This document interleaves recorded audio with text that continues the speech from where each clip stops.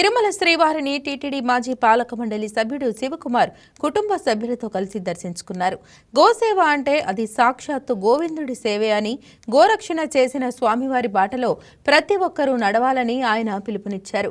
శ్రీవారి కైంకర్యాలకు లడ్డు ప్రసాద తయారీకి కేవలం స్వచ్ఛమైన దేశీ ఆవు నెయ్యిని మాత్రమే వినియోగించాలన్నారు. కేంద్రంలో బీజేపీ అధికారంలోకి వచ్చి 12 ఏళ్లు గడుస్తున్నా ఆవును ఇప్పటికీ జాతీయ మాతగా ఎందుకు ప్రకటించలేదని నిలదీశారు.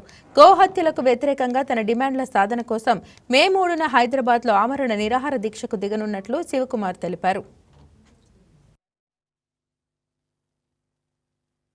వెంకటేశాయ, జై గోమాత.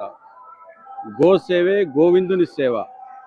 గోరక్షణ చేసినటువంటి గోవిందుని బాటలో ప్రతి ఒక్క హిందువు నడవాలని ఆ వెంకటేశ్వర స్వామి గోవులను రక్షించాడు. మనం కూడా మన బాధ్యతగా గోవులను రక్షించాలనేటువంటి మహాసంకల్పంతో వెంకటేశ్వర స్వామి వారి సన్నిధిలో 1,00,000 గోవులతోని దేశవాళీ గోవులతోని సొంత గోశాలను నిర్మించి స్వచ్ఛమైన దేశవాళీ ఆవు నెయ్యిని టీటీడీలో ప్రవేశపెట్టాలని తిరుమల తిరుపతి దేవస్థానం వారికి అప్పుడున్నటువంటి ఈవో శ్యామలరావు గారికి ఒక నివేదిక ఇవ్వడం జరిగింది.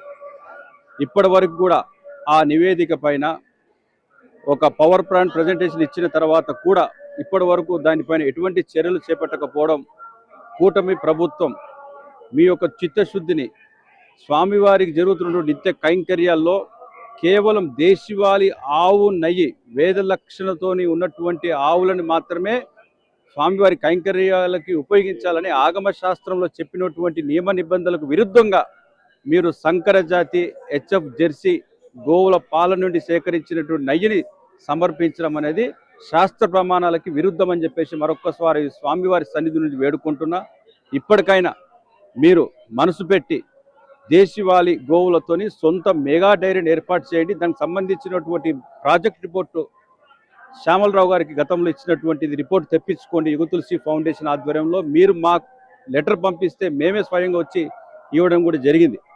అదేవిధంగా ఆంధ్రప్రదేశ్ నుండి అత్యధికంగా గోవులని అక్రమంగా హైదరాబాద్కి తరలిస్తున్నారు. ఏ వాహనం చూసినా కూడా ఏపీ నెంబర్ ప్లేట్తో రిజిస్టర్ అయిన వాహనాలే హైదరాబాద్కి వస్తున్నాయి. హైదరాబాద్లో అత్యంత కిరాతకంగా చిత్రహింసలు గురి చేసి గోవులను నరికి చంపేస్తున్నారు. వెంకటేశ్వర స్వామికి ఇష్టమైనటువంటి పని కూటమి ప్రభుత్వం వచ్చినాక కూడా గోహత్యలు జరుగుతున్నాయి. తిరుమల తిరుపతి దేవస్థానం వారు గోవుని జాతీయ మాతగా ప్రకటించాలని తీర్మానం చేసినప్పటికీ కూడా కూటమి ప్రభుత్వంలో ఉన్నటువంటి భాగస్వాములు ఉన్నటువంటి భారతీయ జనతా పార్టీ గోమాతని జాతీయ మాతగా ఎందుకు ప్రకటించాలని మాత్రం ఎవరికి అర్థం కావడం లేదు. 12 సంవత్సరాలైంది దేశ ప్రధాని నరేంద్ర మోడీ గారు.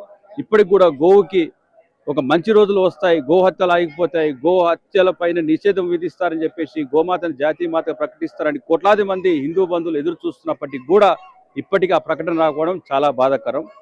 ఇవన్నీ కూడా గోరక్షణ కోసం, గోవుల సంరక్షణ కోసం అక్రమంగా తరిస్తున్న గోవుల ఇమ్మీడియట్గా అరకట్టాలని, గోవధశాలను ఎత్తివేయాలని నిరసిస్తూ మే 3వ తారీఖు హైదరాబాద్లో నేను స్వయంగా ఆమరణ నిరాహార దీక్ష కూర్చుంటున్నాను. దానికోసం వెంకటేశ్వర స్వామి అనుమతి తీసుకోవాలని ఈరోజు స్వామి దర్శనం చేసుకొని బయటికి రావడం జరిగింది. ఇవన్నీ విషయాలు గోవు గోవిందుడు గోవులోనే ఉన్నది. మన గోత్రనామాలు చెప్పినప్పుడు కూడా గోవుతోనే స్టార్ట్ అవుతుంది.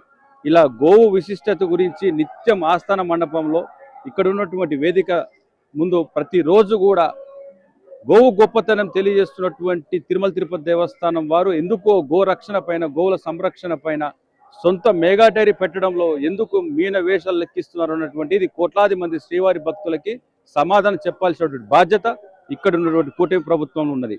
కూటమి ప్రభుత్వంలో ప్రత్యేకంగా దేశం కోసం, ధర్మం కోసం, హిందుత్వం కోసం పనిచేస్తున్నటువంటి భారతీయ జనతా పార్టీ ఈ సమాధానాలకి ముందుండి సమాధానం చెప్పాల్సిన బాధ్యత కూడా మీ పైన ఉందని చెప్పేసి మరొకసారి తెలియజేస్తూ ఓం నమో వెంకటేశాయ, జై గోమాత. Please subscribe to YK TV Network. Please subscribe to YK TV. Please watch YK News.